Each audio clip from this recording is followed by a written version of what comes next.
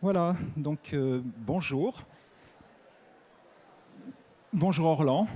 Donc avant de commencer, Bonjour Alain Quemin. voilà, donc je vais me présenter rapidement. Donc je m'appelle Alain Quemin, je suis essentiellement sociologue de l'art. Je suis également donc journaliste, critique, commissaire d'exposition. J'en dirai deux mots tout à l'heure. Et puis pratiquement ma fonction principale dans l'existence, c'est d'être un grand admirateur d'Orlan. Voilà. Donc Orlan, on pourrait dire d'une certaine façon qu'on ne la présente plus, mais par ailleurs, je pense qu'il est quand même nécessaire de faire un petit rappel sur différentes réalisations qui ont été accomplies par Orlan. Et puis ensuite, bien entendu, je lui donnerai la parole pour qu'elle se présente elle-même à son tour de façon complètement indépendante. Donc dans 2 ans, je pense que c'est quelque chose qui mérite vraiment d'être souligné, nous allons fêter le 60e anniversaire, je dis bien 60e anniversaire, de travail, de carrière artistique d'Orlan.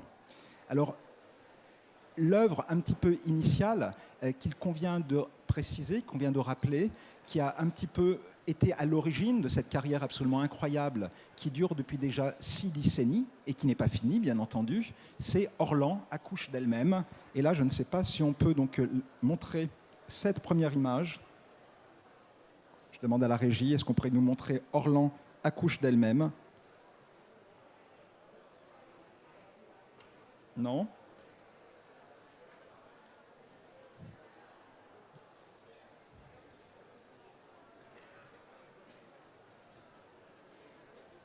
Alors,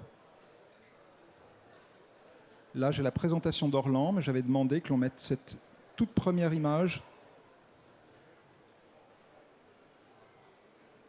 Bon, ce ne sera pas possible. Après, bon, bah écoutez, on va avancer. Donc, en tout cas, Orlan accouche d'elle-même, qui est une œuvre qu'Orlan a réalisée. Je la vois moi ici. On l'avait. Orlan accouche d'elle-même.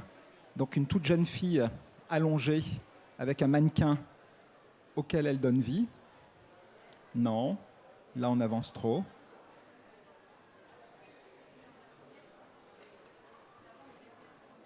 Oui, oui, bien sûr. Bien sûr, bien sûr.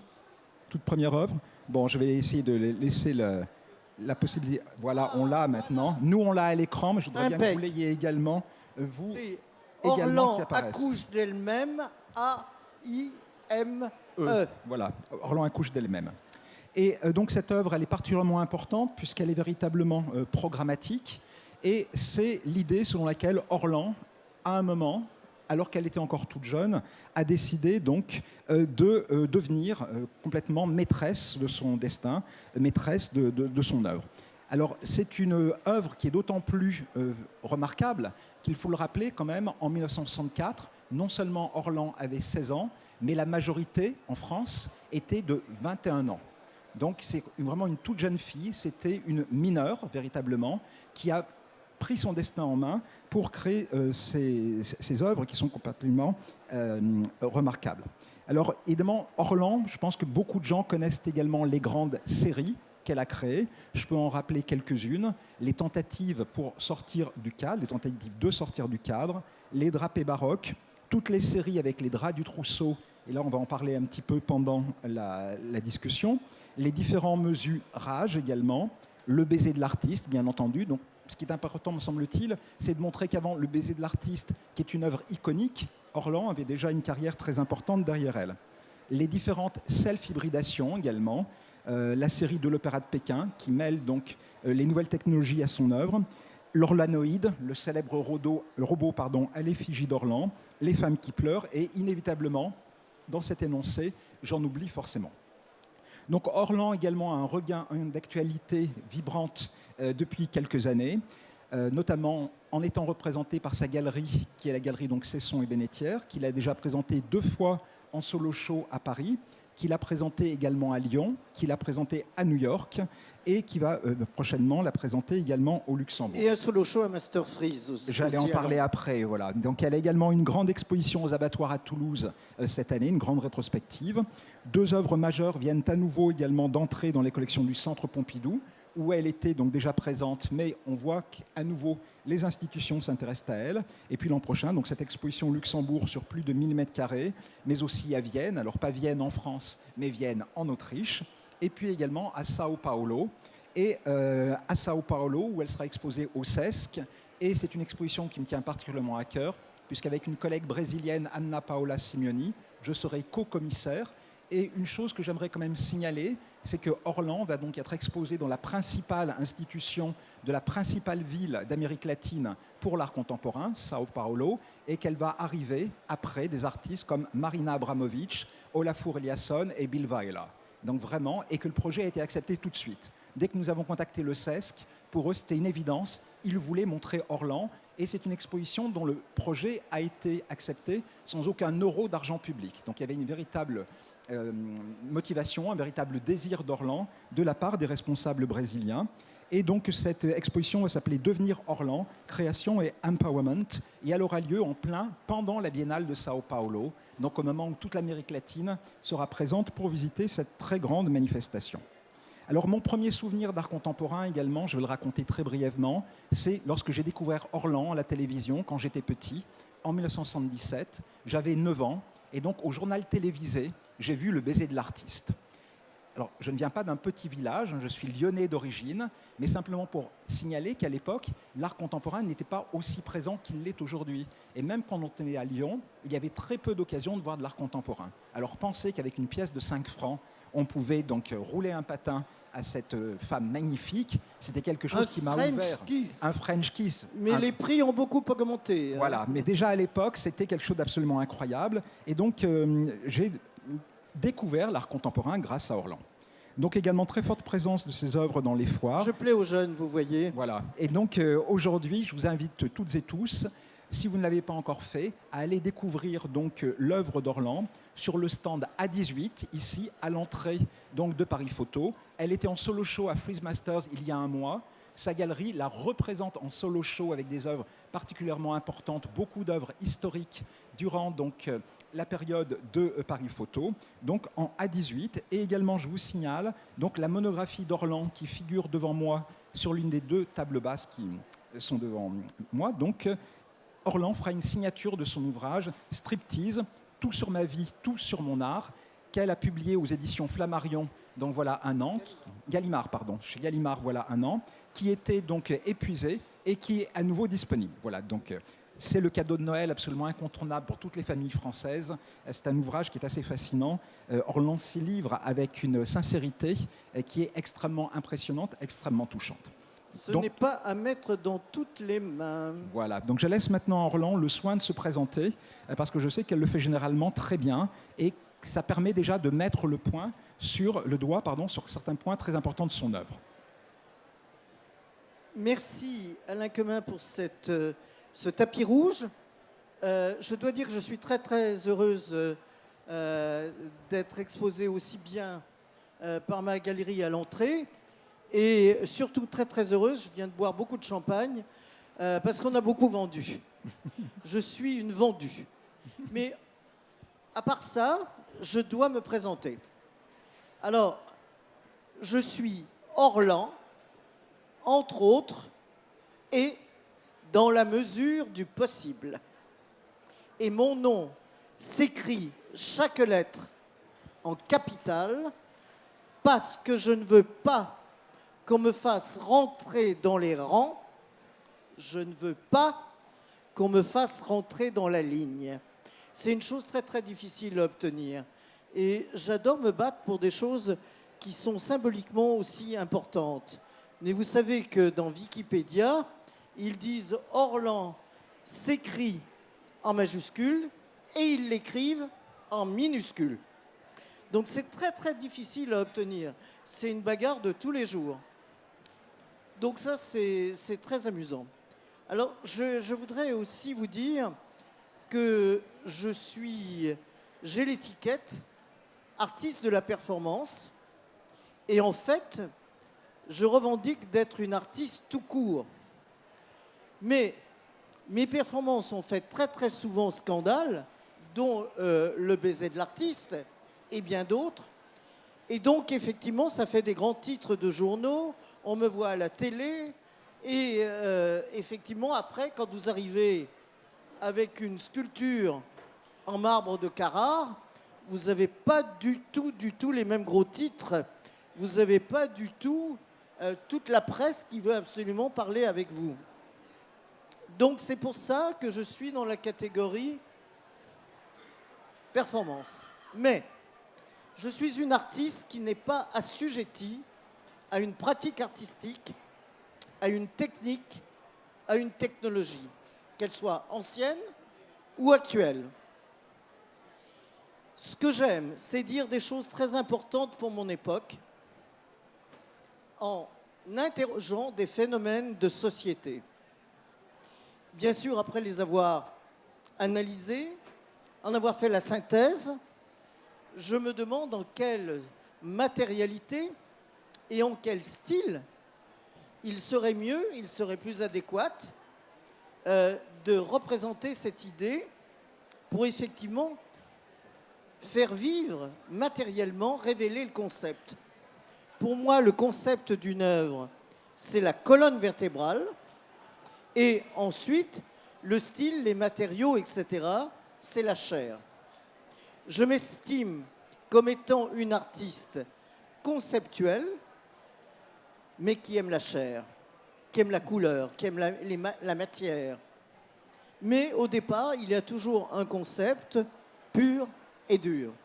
Et j'essaye que toutes mes œuvres soient des manifestes. Merci beaucoup, Orlan.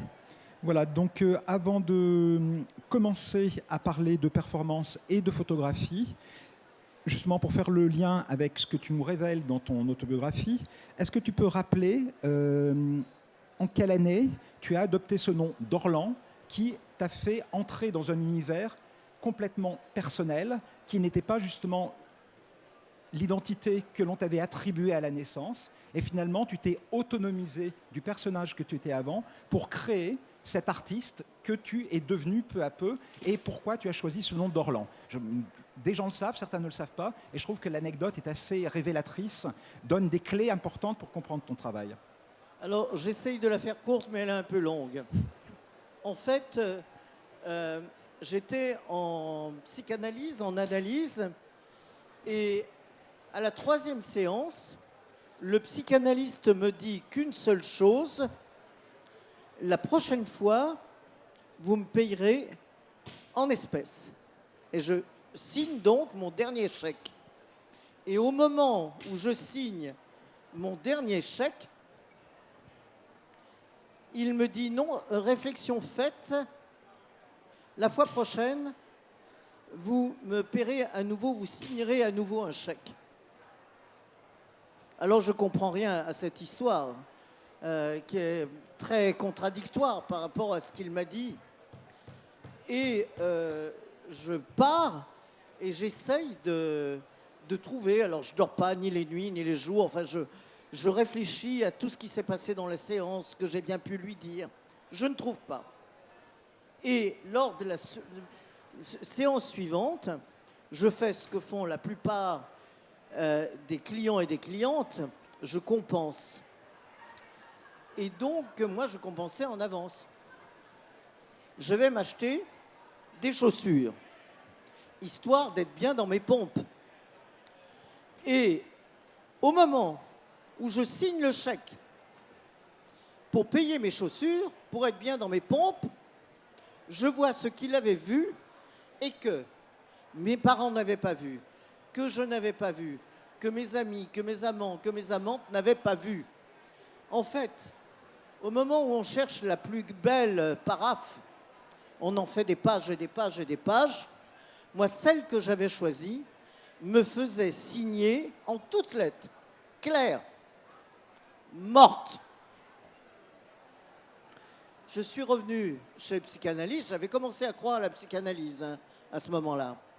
Et je lui dis, bon, je ne serai plus jamais morte. Et il a compris que j'avais vu ce qu'il avait vu. Et donc, là, bêtement, j'ai voulu prendre la consonance, la syllabe qui était positive dans le nom de morte, qui n'est pas mon nom. C'est parce qu'il y avait une lettre qui sautait dans la signature. Et donc, je me suis appelé Orlan. Quelle bêtise! J'aurais mieux fait de m'appeler Or Vif, Or Rapide. mais Orlan. Vous voyez, effectivement, ma carrière a pris du temps. D'accord. Donc voici l'explication de ce nom qui peut sembler parfois un petit peu énigmatique et donc qui est devenu ton nom, puisque maintenant tu as décidé de devenir à part entière, complètement Orlan. D'accord, donc un nouveau personnage. On est ici dans une foire de photographie. Est-ce que tu peux nous dire un petit peu, tu en parles rapidement également dans le livre, quelle était la place de la photographie dans ta famille quand tu étais enfant? C'est une pratique qui s'est beaucoup démocratisée dans les années 1960, au moment où tu as créé tes premières œuvres. Chez les sociologues, Pierre Bourdieu a fait un ouvrage très important sur la photographie, un art moyen. Est-ce que tu baignais dans un environnement qui rendait la photographie un médium un peu facile pour toi? Bien sûr que non. Pour moi et dans ma famille, et la plupart des gens qui m'entouraient, dans une ville de province, effectivement, on se servait de la photographie uniquement pour le mariage, pour éventuellement une communion, enfin pour des moments très importants de la vie. Et on ne se photographiait pas soi-même, on allait voir le photographe. On n'avait pas un Android avec une possibilité de faire une image immédiate et un selfie. Il faut vraiment le replacer dans son temps, quoi. Donc non, la photographie m'entourait pas du tout, quoi. Et alors l'accès à l'appareil photo s'est fait comment? Pour tes premières performances, tout de suite, tu t'es dit qu'il fallait les documenter. Est-ce que tu t'es un petit peu intéressé à la dimension technique? Au début, il y avait cette urgence qui faisait qu'il fallait faire la performance et en garder une trace. Alors, c'est vrai que la performance et toutes les œuvres éphémères, par exemple les installations, sont mariées avec la photo et la vidéo. On ne peut pas s'en passer. Il faut absolument des traces. Et quand on s'en passe, c'est vraiment contre-productif. Mais en fait, moi, j'ai très peu fait de photos au début, parce qu'au début, ce n'était pas passé dans les mœurs. Il y a beaucoup de mes performances qui n'ont pas été documentées. C'est que maintenant, moi, j'ai été prof dans une école d'art, dans plusieurs écoles d'art, et mes étudiants ne levaient jamais le petit doigt, ne faisaient pas, jamais l'ombre d'une performance s'il n'y avait pas plein de personnes qui les photographiaient ou qui les vidéographiaient. Mais à cette époque-là, on n'était pas du tout comme ça. On ne pensait pas du tout aux suites, on ne pensait pas du tout aux ventes. Il y avait d'ailleurs très peu de galeries, il y avait très peu de magazines d'art. Donc il faut vraiment le remettre dans son contexte, parce que c'est vraiment une histoire de matériel et une histoire de mentalité tout à fait différente que maintenant. Alors il m'est arrivé ensuite, effectivement, de demander qu'on photographie mes œuvres. Mais toute la première partie de mon œuvre a été très peu photographiée. Et quand il reste des traces, c'est un miracle. Donc, il faut vraiment, vraiment penser à ça, quoi, vraiment. Oui, là, je vois qu'il y a effectivement des étudiants, des jeunes dans la salle, et je crois qu'aujourd'hui les gens ont du mal à imaginer que avant les années 80, donc les années du flamboyant Jack Lang, l'art contemporain n'était pas du tout ce qu'il est devenu depuis, et avant les années 90 qui ont été celles de l'envol du marché de l'art contemporain était vraiment quelque chose essentiellement pour quelques initiés, et c'était vraiment une toute petite communauté. Je fais une parenthèse qui nous emmène très loin dans mon œuvre, mais dans les années 90, où j'ai fait les opérations chirurgicales performance, parce qu'effectivement la chirurgie esthétique était un phénomène sociétal à interroger, et bien sûr ça drainait tous les stéréotypes de beauté les pires, tous ceux avec lesquels on a essayé de se battre. Eh bien, à cette époque-là, j'ai fait une performance chirurgicale à New York et on l'a retransmise par satellite, par réseau satellite, parce qu'il n'y avait pas la webcam. On ne peut pas imaginer actuellement qu'il n'y ait pas la webcam. Ça paraît absolument hallucinant. Mais effectivement, on était obligé de louer un réseau satellite. Ça coûtait très cher, ça ne marchait pas à tous les coups, et il fallait attendre pour avoir un résultat. Voilà, donc bien avoir conscience effectivement que la création des artistes, elle est complètement conditionnée par la dimension technologique et également par la présence, la reconnaissance dont ils bénéficient, puisque souvent l'accès à la technologie va avoir un coût. Déjà, il faut que la technologie existe, mais en plus, il faut que l'artiste puisse avoir les moyens d'y accéder. La présence de public, c'est quelque chose qui pour toi est important dans les performances ou c'est relativement secondaire? Alors, moi, ce qui m'intéresse effectivement dans la performance, c'est que c'est une nouvelle manière d'envisager son public. C'est une nouvelle manière de voir sa relation avec lui. Et ça, c'est vraiment, vraiment intéressant, quoi, le live, et que les gens ne puissent pas revivre deux fois la même chose. Mais il faut dire qu'à cette époque, la performance était très décriée. On disait que c'était pas de l'art, qu'il n'y avait pas de sublimation, et que dans la mesure où il n'y avait pas de sublimation, c'était pas de l'art, ça n'existait pas. Donc, vraiment, ça a été très long à ce que la performance arrive. Moi, j'ai créé un symposium de performance et de vidéo à Lyon, et effectivement, parce que j'avais conscience de cela, qu'en France, on était, comme d'habitude, très frileux, et que on n'aimait pas du tout la performance. Ça paraissait vraiment très dérisoire et un acte un peu ridicule. Alors que maintenant, effectivement, c'est rentré dans les mœurs complètement, et que même, je peux déplorer que souvent, c'est un peu, on pourrait dire, la plante verte dans tous les vernissages. Il faut qu'il y ait une petite performance pour effectivement regrouper les gens. Et finalement, même si la performance est ratée et n'a aucun intérêt, ce n'est pas grave. Donc les mentalités ont complètement changé. Moi, quand j'ai fait ce symposium de performance à Lyon, beaucoup de gens ont crié à l'horreur, bien sûr, les journalistes en premier, en disant que c'était n'importe quoi, que c'était pas de l'art, etc. Et donc, c'est pour ça que j'ai fait effectivement ce symposium de performance pour essayer de changer les mentalités. Vous savez, je pense toujours avec cette phrase que je redis souvent, du philosophe Nietzsche, nous avons l'art pour ne pas mourir de la vérité. Et effectivement, les performances à cette époque, ça servait à ça aussi. La performance, c'est quand même quelque chose qui est risqué, contrairement au théâtre, où l'artiste est sur une estrade, sur une scène, en hauteur par rapport au public. Tu as réalisé des tas de performances où tu es au milieu des gens qui regardent ce qui est en train de se passer. Est-ce que parfois tu as eu peur que ça ne fonctionne pas, des réactions du public? Peur, non, parce que, bien sûr, avant d'avoir fait la performance, je savais très très bien les réactions. Il y a 3 réactions qui sont toujours les mêmes. Alors bon, il y a la personne qui est outrée, qui ne veut absolument pas voir une chose pareille. Et puis il y a aussi la personne qui pense qu'effectivement c'est n'importe quoi et que c'est pas de l'art. Et puis il y a l'indifférence. Et puis il y a toujours quelques personnes enthousiastes qui essayent de se laisser émerveillés par la vie, par l'art, par les choses qu'ils voient, qu'elles voient. D'accord. Est-ce que tu as envisagé la vidéo pour produire des œuvres de performance ou est-ce que finalement tu considères que c'est la photographie qui rend le mieux compte de ce moment, de cet instant très particulier? Par exemple, je pense à Marina Abramovic, une de ses œuvres extrêmement connues, c'est Art is Beautiful, Artist Must Be Beautiful, où on la voit se coiffée avec une véritable rage, une véritable violence. Mais elle fait également beaucoup de photographies qui fixent ses performances.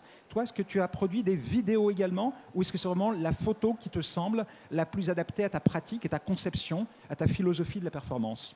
Alors pour te répondre, il faut que je dise tout de suite que moi j'ai retenu la leçon du baroque qui m'a beaucoup appris et que toute mon œuvre est basée sur cette leçon du baroque. Et le baroque ne nous demande pas de choisir entre le bien ou le mal. Et d'ailleurs, la sainte Thérèse du Bernin justement, est complètement en accord avec ce que je viens de dire, puisque Lacan en a beaucoup parlé, et qu'on voit l'extase de Sainte Thérèse, qui jouit de la flèche de l'ange dans une extase qui est érotique et extatique. Donc le baroque, effectivement, nous enlève ce « ou » qui nous oblige à sataniser une des parties. Alors, ce n'est pas la photo ou la vidéo, c'est effectivement « et ». D'accord. J'ai évoqué là une autre performeuse incontournable. On pourrait dire que vous êtes trois grandes divas, d'une certaine manière, qui ont marqué la performance en Europe à partir des années 60, mais également par la suite. Orlan, Marina Abramovic, Valley Export.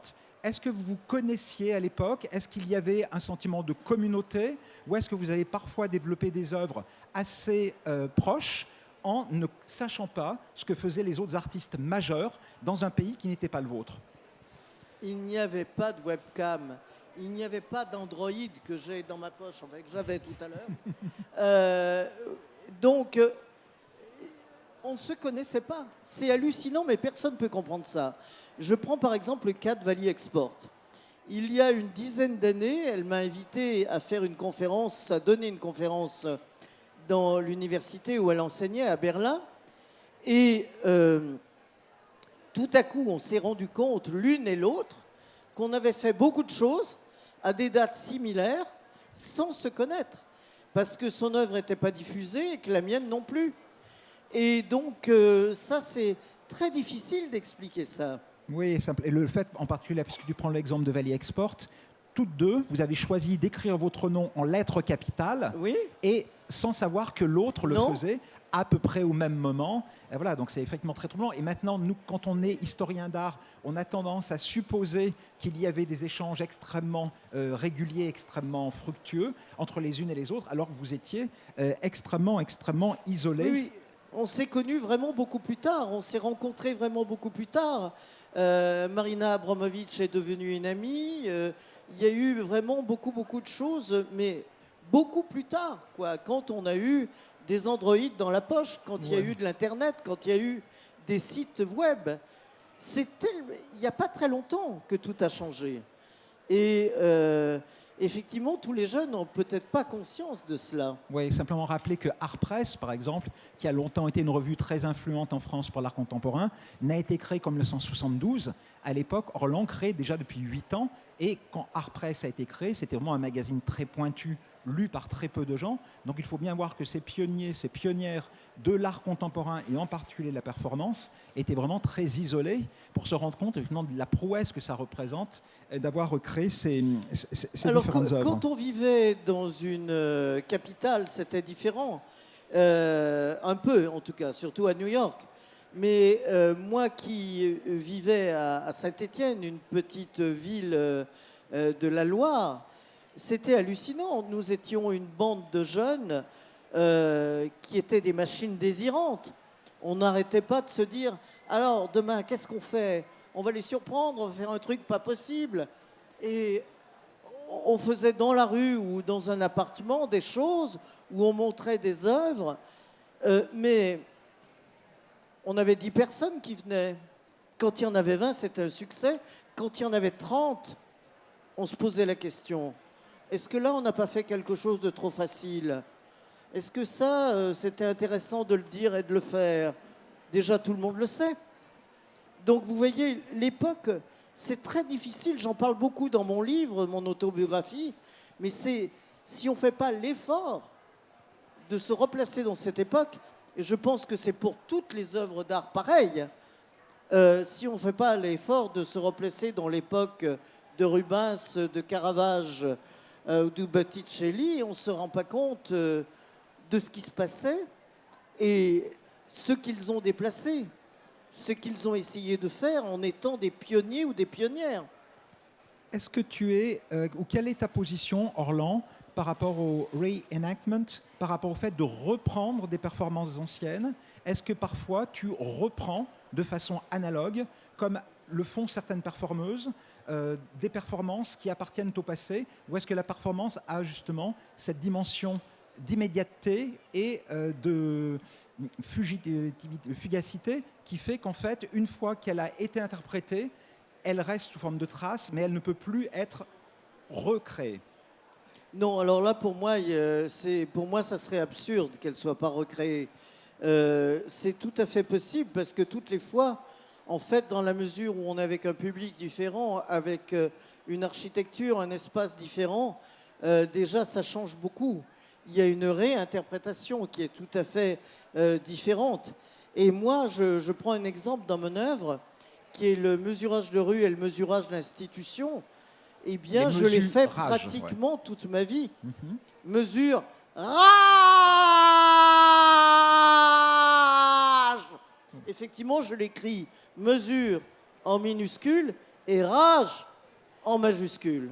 Et ton corps devient l'aune à laquelle est mesuré donc tout espace, espace privé, espace public, donc rapporté au corps de l'artiste. Et d'ailleurs, j'ai fabriqué une œuvre plastique, matérielle, qui est effectivement un Orlan-corps. Et avec cet Orlan-corps, on peut mesurer le monde. Et donc, il est là pour remplacer le maître étalon. Il est un peu moins abstrait, un peu moins... Il est tout aussi conceptuel, mais différemment. Ouais. Et contrairement à d'autres performeuses, toi, tu ne fais jamais réinterpréter tes performances par d'autres performeuses. Ta performance reste quelque chose de très individuel. Ton corps est véritablement ce qui fait sens. Par exemple, je pense, on cite beaucoup, vous voyez, de façon assez incontournable, Valley Export, Marina Abramovic, parce que vous faites vraiment un petit peu une trilogie dans ce genre-là en Europe. Mais Marina, par exemple, fait appel à des jeunes femmes qui souvent vont reprendre des performances qu'elle a elle-même créées. Est-ce que toi, il t'est arrivé de faire appel à d'autres, ou est-ce qu'une performance d'Orlan, ça doit par essence être Orlan ? Alors moi, j'ai jamais fait effectivement d'appel à l'autre parce que je pense que ça serait une manière de les instrumentaliser. Chacun fait ce qu'il veut et d'ailleurs j'ai été énormément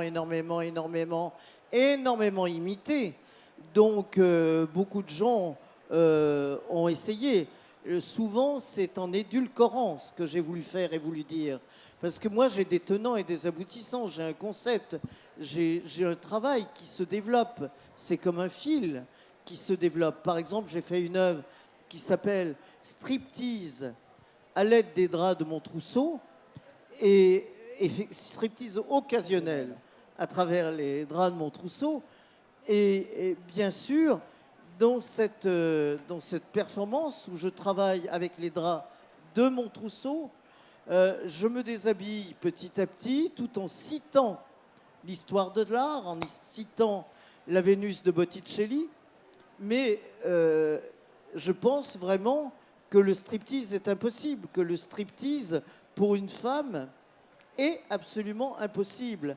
Parce qu'on peut se dévêtir, mais on n'arrive jamais à se dévêtir de tous les fantasmes, de tous les a priori, de toutes les comparaisons. On est vêtu de tout cela, on est vêtu de toutes ces projections. Et là, on n'arrive pas à les enlever. C'est absolument impossible. Nous avons souvent des discussions par rapport justement à ce que tu présentes, notamment ici sur le stand de la foire. Alors tu présentes à la fois des vintage, qui sont souvent des petites pièces, et également des retirages ultérieurs, qui sont dans des plus grands formats. Et je trouve que c'est très intéressant les arguments que tu m'as exposés pour dire qu'évidemment tu est très attaché à tes vintage, mais que tu considères que le retirage ultérieur en plus grand format a également un autre sens, qui est un sens artistique et qui fait exister les œuvres comme œuvres d'art à part entière. Est-ce que tu peux donc expliquer un petit peu aux gens pourquoi tu as ce double regard? La pièce vintage est extraordinaire, elle était là dans l'immédiateté, mais le retirage en plus grand format fait également sens artistiquement. Alors, il faudrait vous raconter toute l'histoire. J'essaye aussi de la faire brève. J'ai fait, au tout début de mes œuvres, une série qui s'appelle Corps Sculpture. Et effectivement, pour moi, d'abord, le corps, bien sûr, est politique. Le privé est politique. Tout ce qu'on fait, tout ce qu'on dit et politique. Mais attends, c'était quoi ta question? Tout à coup, je me suis perdu. Le lien entre le vintage, Oui. l'œuvre originale, et le retirage Alors, ultérieur possible. j'ai fait toutes ces séries de corps sculpture, en prenant le corps comme une sculpture. Et en fait, je croyais avoir perdu absolument toutes les photos et même les pellicules. Et un jour, en déménageant, tombant d'un livre, j'avais une petite enveloppe qui était pleine de petites planches contact découpées. Et quand Régis Durand m'a fait une grande rétrospective à l'hôtel de Rothschild, au CNP, quand il a vu ces petites œuvres, il est tombé en pâmoison devant... parce qu'il y avait effectivement, dans ces petites vignettes, tout ce que j'ai fait après. C'est hallucinant, c'était les prémices. C'était absolument prémonitoire. Il y avait tout. Alors il a monté son exposition en faisant encadrer ces petites vignettes, grandes comme ça, qui pour moi étaient uniquement faites pour choisir celles que j'allais agrandir, parce que depuis le début, moi ce que je voulais, c'est effectivement que le corps ne soit pas réduit, mais soit à sa réelle dimension, et que ce que je voulais dire s'affiche réellement, et qu'on ne soit pas obligé de venir voir de près comment je suis faite. Et donc, ces petits vintage étaient dans la première salle de l'exposition, et chacun qu'il avait choisi introduisait une des salles de l'exposition. Et alors, tout le monde a adoré ces vintage, tout le monde a adoré ces petites photos. Mais moi, c'était très étrange pour moi, parce que ce que je voulais, c'est que le corps soit à dimension réelle. D'ailleurs, j'ai poussé très loin dans la photo cette idée-là, puisque jusqu'à preuve du contraire, je suis la première artiste à avoir agrandi des photos grandeur nature, collées sur bois et détourées, pour qu'elles sortent de la photo, qu'elles sortent du mur et qu'elles deviennent des sculptures dans l'espace, qu'elles prennent une place, qu'elles s'inscrivent dans l'espace. Et donc, on a effectivement sur le stand A18 deux effigies de moi où on voit très bien ce que j'ai voulu faire. Mais on le voit aussi dans le baiser de l'artiste, on le voit dans beaucoup, beaucoup d'œuvres que j'ai faites avec ça.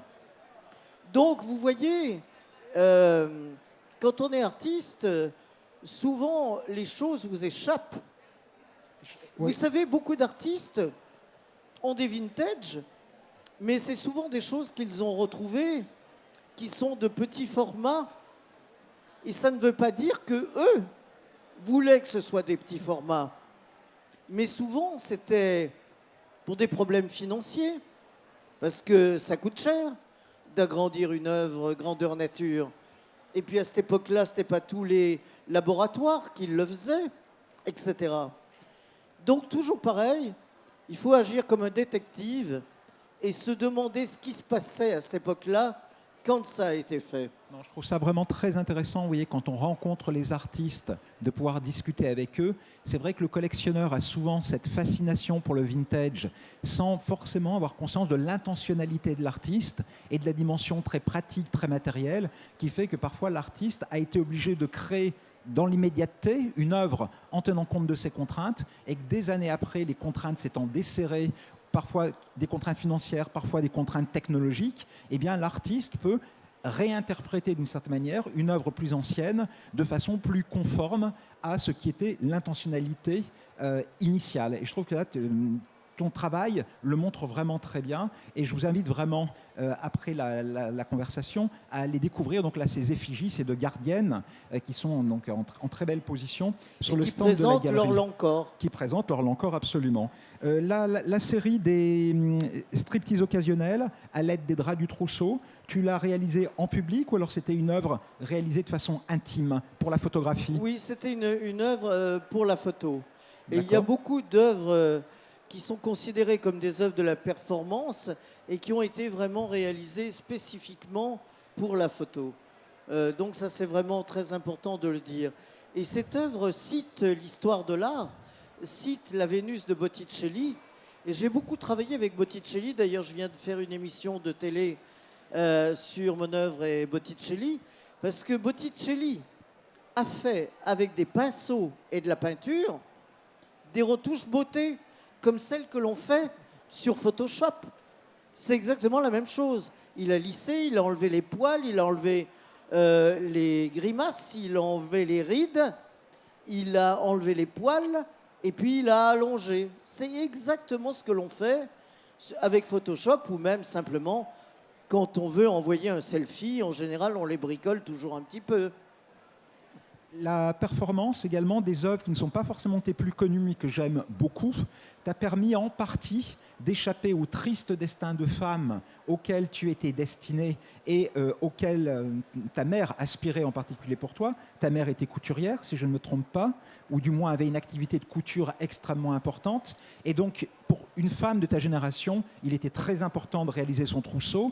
Et tu as réalisé toute une série d'œuvres dans lesquelles tu as récupéré ces draps du trousseau qu'on t'avait obligé donc à prendre en charge et sur lesquels tu as brodé avec patience et minutie autour des traces de sperme laissées donc par tes amants sur les draps. Oui, effectivement, les mères sont toujours le porte-parole de la société et souvent pour le pire. Et donc, ma mère m'a appris, bien sûr, l'impuissance. Elle m'a appris à faire des petits gâteaux.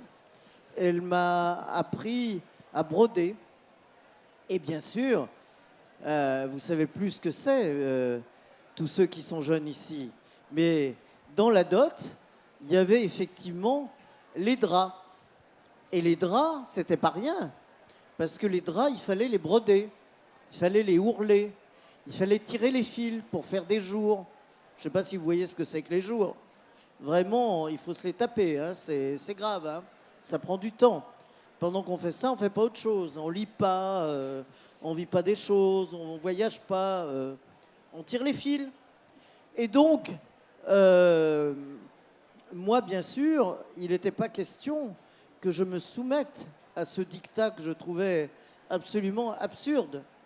Et alors, j'ai pris ces draps. Je les ai tendus sur des châssis pour faire de la peinture dessus, mais aussi, j'ai fait de la peinture d'une autre manière. Je les emmenais chez mes amants et je leur demandais d'éjaculer à tel endroit. Et puis, quand il y en avait un autre, à un autre endroit, il ne fallait pas que ça se mélange. Alors, le sperme, vous pouvez en faire, vous pouvez essayer, vous verrez que je ne vous dis pas des fake news. Si vous mettez du lavis, parce qu'il fallait que ça fasse artistique, il fallait que ça fasse art, donc je mettais du lavis à l'endroit où il y avait le sperme, et bien sûr, le lavis ne prenait pas à l'endroit du sperme, et ne prenait uniquement au tissu du drap qui était comme un buvard. Alors ensuite, je prenais le traditionnel tambourin de couturière.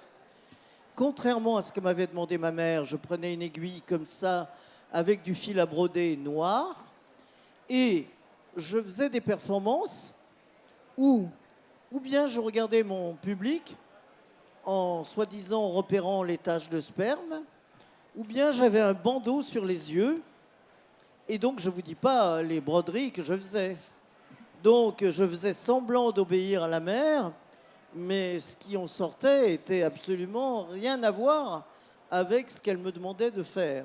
Donc vous voyez, parfois les choses agissent par empreinte. Et donc j'ai beaucoup brodé ces draps, en tout cas ces taches de sperme, et il y a beaucoup d'œuvres qui en découlent, qui ne sont pas présentées sur le On n'a pas tout présenté. Il est grand le stand, mais on n'a pas tout présenté, je vous le garantis. On a quand même une très belle Madone sur fond noir qui également introduit les draps du trousseau d'une certaine manière à travers le drapé baroque. Le drap a quand même également exercé une influence durable à travers la réutilisation, comme tu faisais les striptease occasionnels à l'aide des draps du trousseau. Après, la Madone est un peu la poursuite logique de cette figure féminine très déterminée par la société. Intégrée, en tout cas. La Madone, la Vierge, blanche ou noire, sont tout à fait intégrées. C'est une image de femme. C'est pour ça aussi que j'ai fait le baiser de l'artiste, parce que d'un côté, il y avait mon effigie collée sur bois et détourée, déguisée avec des drapés, avec les draps du trousseau, et de l'autre côté, il y avait l'Orlan-Corps. Et il était possible à Saint-Orlan de mettre des cierges pour 5 francs, et ou d'avoir un vrai baiser d'artiste, un vrai de vrai, avec la langue. Et ça se passait au Grand Palais, c'était logique. Alors ça se passait au Grand Palais, mais où tu es rentré d'une certaine façon par effraction, parce qu'ils ont récupéré le succès de ta performance. Au début, tu es venu, comme souvent dans ta carrière, tu t'es un peu imposé en organisant la performance à l'extérieur, qui a été un tel succès qu'après la foire a essayé de te récupérer, t'a récupéré et t'a proposé d'intervenir à l'intérieur du Grand Palais. Alors on peut dire imposé, mais moi je dirais plutôt que je me suis autorisé. Hein, je me suis autorisé. Et donc je me suis autorisé à faire ce qu'on ne m'autorisait pas à faire. C'est normal. Et donc effectivement, ça a été une performance très difficile à mettre en place. Mais comme on m'a éjecté du Grand Palais, je me suis mis sous les colonnes. Et c'était à l'entrée et à la sortie. Donc on ne pouvait pas m'éviter. Mais, il faut que je vous donne l'anecdote quand même. Au moment où tous les officiels de la FIAC sont venus, il y avait du beau monde. Hein. Il y avait le ministre de l'époque, il y avait le directeur de la foire, enfin bon, etc. Mes amis ont pris l'œuvre qui est grande, c'est une très grande œuvre, sur les épaules et en ont fait comme une procession en me faisant rentrer à l'intérieur du Grand Palais sous les escaliers, très bien placé. Et alors, ça a été très amusant parce que tous les directeurs de la FIAC qui m'avaient éjecté, qui ne voulaient pas que je fasse cette performance abominable, ils ont fait comme si c'était une performance programmée pour pas faire de vagues. Et donc, la procession est passée devant eux et c'est eux qui ont suivi la procession. Oh, j'ai savouré, vous savez, j'ai savouré. Mais j'ai été immédiatement quand même renvoyé de l'école dans laquelle j'enseignais. C'était une école un peu comme l'ISEA, l'ICAR, où on fabriquait des animateurs, des agents d'art, des médiateurs. J'ai été immédiatement renvoyé par un télégramme, ce qui était complètement illégal. Et le télégramme disait: ton attitude de ces derniers jours est incompatible avec ton rôle de formateur. Tous tes cours sont suspendus. Nous aviserons pour ton compte. Donc, d'une minute à l'autre, j'ai plus eu d'argent pour payer les mensualités de mon atelier. Donc, je me suis retrouvé dehors. On a mis les scellés sur mon atelier. J'ai perdu beaucoup de pellicules de cette époque-là. Tu le racontes très bien dans le livre, oui. Je le raconte, oui, dans le livre. Et donc, ça a été un moment de vache enragée, hein, incroyable. Hein. J'en ai eu beaucoup dans ma vie. Mais là, c'était vraiment terrible. Je ne savais pas où dormir, je ne savais pas où manger. Et alors, il y a eu des rebondissements dans cette histoire magnifique, des happy ends successifs, parce que effectivement, cette pièce a été vendue et acquise par le FRAC des Pays de la Loire. Et maintenant, elle est demandée dans le monde entier sans arrêt. Elle tourne énormément et toutes les histoires de l'art parlent de cette pièce. Mais ce qui m'a le plus été droit au cœur, que j'ai savouré, c'est que pour les 40 ans de la FIAC, ils ont exigé du FRAC que la pièce revienne à la FIAC. Elle était à l'entrée et sur le mur, est protégé par des glaces. Et sur le mur, il y avait écrit l'œuvre qui a le plus marqué l'histoire de la FIAC. Voilà, et qui était une œuvre qui est quand même rentrée un peu par effraction ou par la volonté de l'artiste dans la FIAC. Est-ce que tu as l'impression, Orlan, qu'aujourd'hui, tu pourrais réaliser certaines des œuvres, certaines des performances que tu as même menées dans les années 70? Je pense notamment à celle que tu as réalisée au Portugal, où tu vendais ton corps en morceaux sur les marchés, ou celle où tu te déplaçais habillé de ta propre nudité et où on voyait les villageois, les villageoises te voir avec cette robe sur laquelle était imprimé ton corps nu. Est-ce que tu n'as pas l'impression que finalement il y a eu une époque où finalement la performance avait plus de liberté qu'elle ne pourrait en avoir aujourd'hui? Non, ça a été très très difficile aussi. C'était à l'arraché, absolument. Donc effectivement, les flics ont essayé de m'arrêter, mais vous savez, avec la robe en toile photographique me représentant nu, à cette époque, il n'y avait pas encore de t-shirt avec des seins, des torses photographiés nus que l'on vendait couramment. Ça n'existait pas. Et donc j'avais cette robe me représentant nu, mais j'étais en même temps couverte des pieds à la tête. Et bien sûr, j'avais pris la précaution de prendre mon sac et d'avoir dans mon sac mon passeport, tous mes papiers. Et alors ils essayaient de m'arrêter, ils essayaient. Mais ils n'y arrivaient pas parce qu'ils n'avaient pas de sujet, ils ne savaient pas quoi dire, ils ne savaient pas quelle croix mettre dans quel cocher, quelle croix, quelle infraction. Au Vatican également, je crois que tu as une anecdote un peu amusante. Donc, comment tu as pu faire un mesurage, donc en te mettant au sol à quatre pattes, allongé donc sur le sol du Vatican, et comment tu as réussi à négocier avec la police? Astuce, astuce. Les gardes sont venus et m'ont dit, vous n'avez pas le droit de faire ça. C'était entre les colonnes de la place Saint-Pierre. Et j'ai dit, ah mais vous ne pouvez pas m'arrêter, c'est pas possible. Et ils me disent, mais pourquoi? J'ai fait un vœu. J'ai fait un vœu. Et vous ne pouvez pas m'arrêter, j'ai fait un vœu, je dois faire mon vœu. Je dois absolument passer avec mon corps allongé à quatre pattes dans toute la place Saint-Pierre. Alors ils sont allés voir ceux qui prenaient les décisions et finalement ils m'ont laissé faire. Mais alors c'est un mesurage très très spécial parce que j'ai pas eu le temps d'enfiler ma robe en toile photographique que je prends tout le temps pour les mesurages.